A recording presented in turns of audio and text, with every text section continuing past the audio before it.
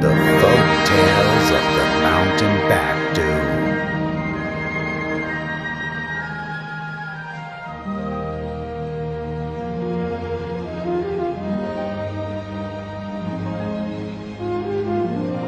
Hello. Today I am going to tell of the story of the Noctjadong. At the corner of the foot of the Teukmougool peak, there is a stone cave with a mouth as big as a jar and a wide inside. This cave was called the Noctjadong in the past, and now it is called the Teukmougool, which means the Cave of Counterintelligence Corps. The reason they called it the Teukmougool was that, during the Korean War, the operatives of the Counterintelligence Corps were nesting there and wiped out. And they called it the Noctjadong was that it was caused by the footsteps of a deer. Since old days, the temperature here was warm because of the warm steam had been rising from the underground. All kinds of plants were growing here, so in the spring it was a flower garden, and in the summer it was lush and cozy. In addition, it was a kingdom where deer and birds lived in harmony, with clean spring water trickling down and clear water swamps all over the place. But the good years were not infinite. One day, a serpent the size of a wooden chimney appeared here. The serpent ate deer and birds at random. This small field, full of happy lives, has become lonely and desolate. The deer and the birds gathered in one place and had a debate to get rid of the serpent. Let's work together to fight the serpent. No, that guy sits on his coils, twirling its head around and eating us all without hesitation. Then, let's all move out. No hairs. Anywhere. The opinions were on their own ways. Everyone was pining for a GoldenDeer, the leader of this kingdom. The GoldenDeer was the biggest, the strongest, the bravest, and the fastest in this kingdom. But unexpectedly, the leader was not in that kingdom, because he visited the deer kingdom in the south. Keep quiet! A deer with long horns got up and stabilized the noisy conference hall. In this kingdom, when the difficulty arose, the leader of the clan always came up with a solution. Now, I have a solution. Everyone was interested in what the saying of "there's a way." The leader's wife, the flower deer, is the most intelligent and wise among us. It would be better for us that let her take the cleverest crane to the serpent, coax it with proper words, and let's make a new plan after the leader comes. We favor your suggestion. They were unanimously in favor of that plan. The deer stamped their feet and the flower birds sometimes sang as loudly as possible. The flower deer was thoughtful about this dangerous task. Is not it the right thing to be born once in the world and die once, is it? I will go on behalf of my husband to get rid of the troubles that have come and save the kingdom in danger. When the day broke, the flower deer called the crane.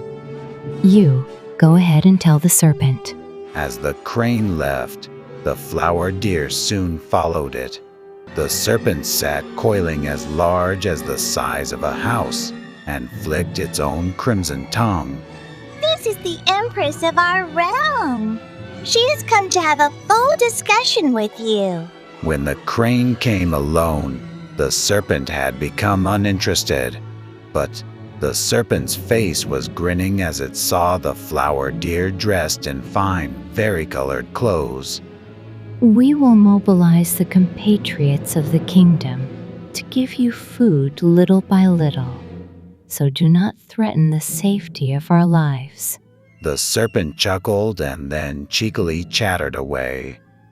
If I accept that condition, can you accept my condition? Is there anything you'd like us to do? It's that simple. You can do as much as you want. Go ahead, sir. You know that I am a loner, and I am very lonely. So I'm going to choose my wife. Hey, flower deer! If you are my wife, I will accept your any request. Hot, hot, hot! The flower deer's heart raged with anger. You bastard, dirty guy. She wanted to curse and curse at the serpent, but she possessed herself in patience. She was wary of the serpent in her mind and said, Not only are we different kinds and different species, but I already have a husband. How can I do that? That's right. You should have someone of your same species. The crane defended the flower deer. Cajoling a thing of this sort is like picking stars in the sky. The serpent, which came up with this idea, wagged its tail like a lightning bolt and held the flower deer in its chest and turned on a coil. The surprised crane fluttered and flew up to the sky and screamed. Let's save the flower deer. But who would run to this dangerous place? Ha ha! Now, do as I say. Won't you?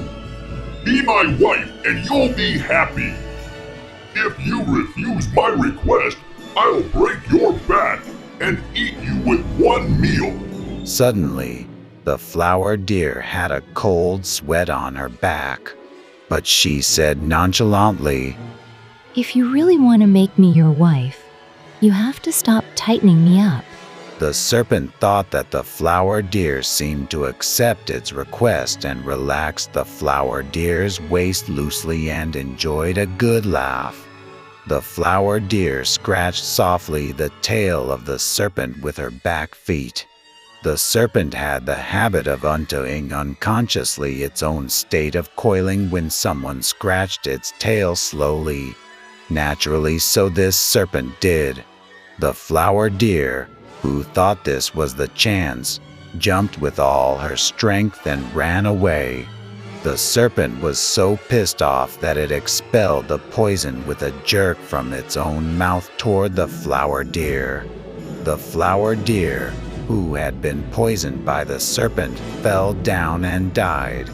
From then on, the serpent lighted its two eyes and made a mad fuss. Whenever it saw a deer, it went crazy and was eager to kill that deer. And in the case of birds, it ate off those birds' eggs with shaking its own head severely. The deer and the birds began to leave their familiar hometown and lovely kingdom one by one with tears. The baby deer, who lost his mother, spent his days in tears and waited for his father, the golden deer, to return. The golden deer all birds and deer had been waiting for came back their kingdom. The baby deer cried in sorrowful and complained to his father, the golden deer, about the bloody calamity of his mother and neighbors. The golden deer gnashed his teeth and struck the ground, and his fellows gathered on the mountain peak in an instant.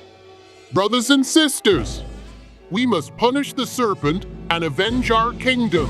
The golden deer looked up to the heavens and made an oath and had the servants prepare to fight. The golden deer snappily pecked at the rock with his 4 hooves. Then he flew up into the air in full fling, and flew down like an arrow and pressed the serpent crouching down under the mountain. And he trampled straight the serpent's head with his right back leg. The serpent's head smashed up on the spot, but the serpent was trying to do his last atrocity to wrap the golden deer's waist with his long body. At this time, deer and various birds standing by on all sides and directions attacked and pressed down the serpent. The deer kicked the serpent with their legs and the birds pecked it with their snouts. and they made that serpent in tatters. Finally, the serpent stretched out its long body, and that body became flaccid. The golden deer trampled over the serpent's head so vigorously that his left back leg pierced the hole too large in the ground. The golden deer dug up the underground while he was trying to get his leg out of there. Thus, a stone cave that had a small mouth and a wide inside had been created. After all these years, people said that the deer had pierced the stone cave, and so named it Noctjadong, which means the deer hoof cave.